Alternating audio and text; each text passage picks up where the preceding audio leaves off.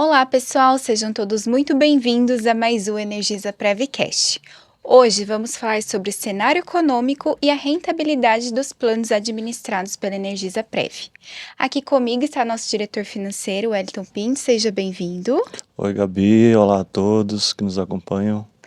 Bom, Wellington, vamos começar falando sobre o cenário exterior, né? O que mais chamou atenção no cenário internacional? Janeiro, desde dezembro, né, o que mais tem de notícia é cenário internacional, né? Então, começando ali com o Irã, né, tem uma crise no Irã, tem uma ameaça americana de até intervenção no Irã. Depois do Uhum, Irã, a gente tem, é, nesse campo geopolítico, o governo americano querendo ali a Groenlândia, né? Então isso tem, uhum, inclusive, causado ali algumas fissuras, principalmente com relação à Europa, né?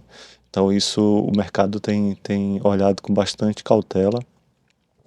E ainda seguindo nesse campo de governo americano, a gente vê o governo americano é, ali querendo intervir no Banco Central, uhum. né, querendo influenciar ali as decisões. O Banco Central americano vem bastante duro, a gente vai falar um pouco ali de governo, de decisões do Fed, Uhum. e o Trump tem atacado muito o Jerome Powell em relação à manutenção dos juros, né.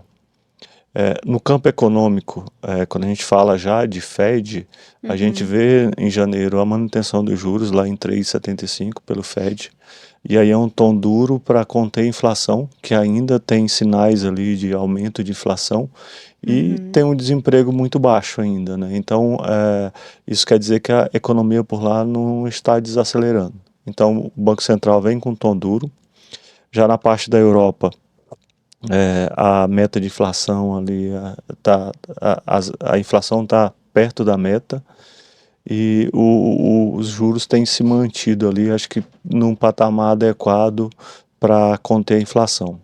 E aí a principal economia, a outra principal bloco econômico do mundo é a China.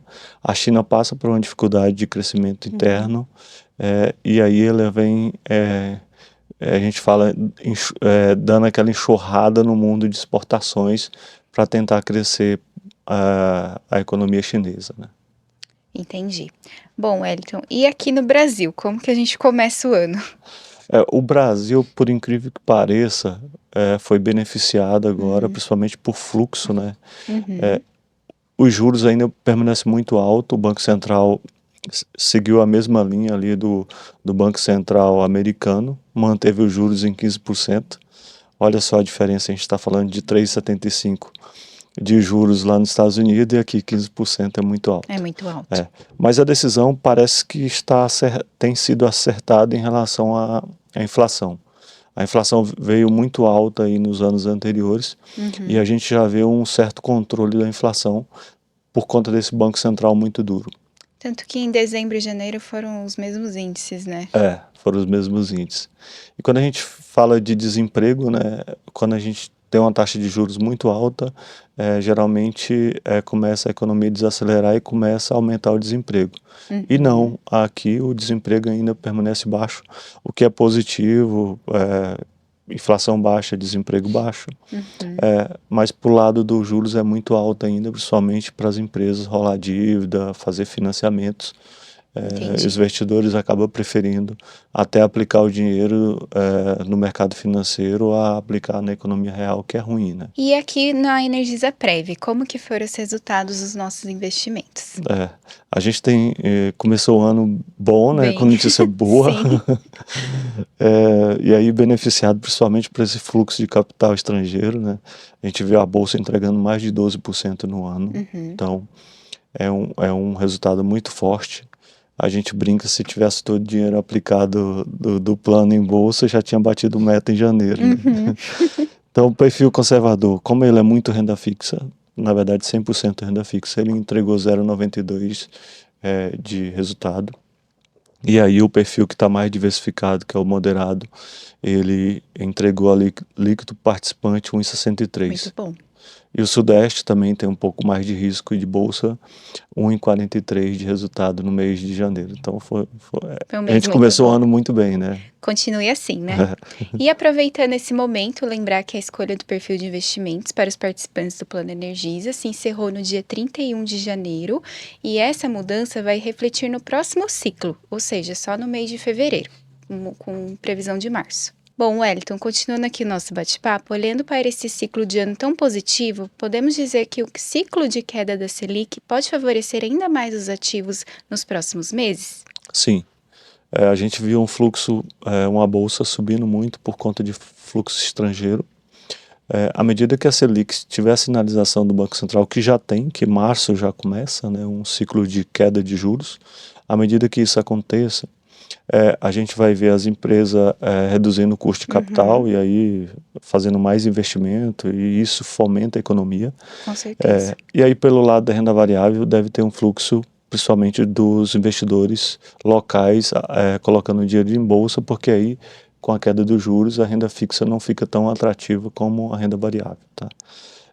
Esse ambiente pode se tornar bem positivo, mas a gente tem um outro lado que é desafiador esse ano, que é a questão eleitoral, que pode mexer aí e trazer volatilidade, principalmente para a Bolsa brasileira. E fora esses assuntos, o que nós devemos acompanhar nos próximos meses?